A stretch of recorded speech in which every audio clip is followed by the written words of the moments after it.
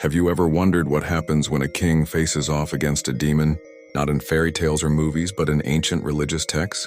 Let me tell you about one of the most fascinating encounters in supernatural history, the story of King Solomon and the demon Ornias.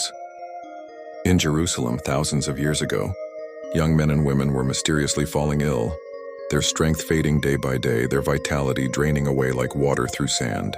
Families watched helplessly as their loved ones withered, and no one could explain why. That is, until Solomon, the wisest king who ever lived, discovered the terrifying truth. A demon named Ornias was stalking the streets of Jerusalem. Not your typical horror movie demon. This was something far more insidious. Ornias was a life force vampire, feeding on the essence of youth itself. He didn't need blood or flesh.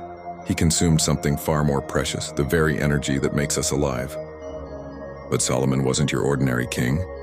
God had blessed him with extraordinary wisdom and a magical ring, the legendary Seal of Solomon. This wasn't just any piece of jewelry. It was said to hold power over the spirit world itself. And when Solomon confronted Ornias, something unprecedented happened.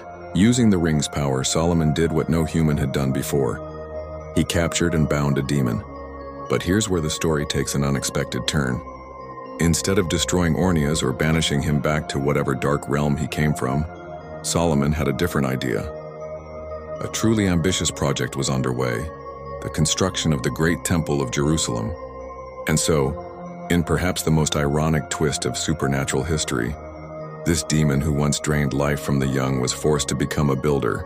The very hands that had brought weakness and decay were now cutting and laying stones, creating something that would stand as a testament to divine glory for centuries to come.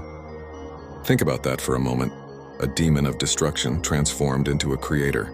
It's like turning a hurricane into a gentle breeze that turns a windmill.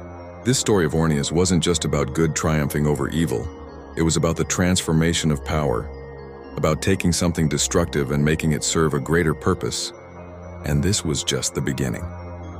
Ornias would be the first of many demons that Solomon would bend to his will, marking the start of one of the most extraordinary chapters in mystical history.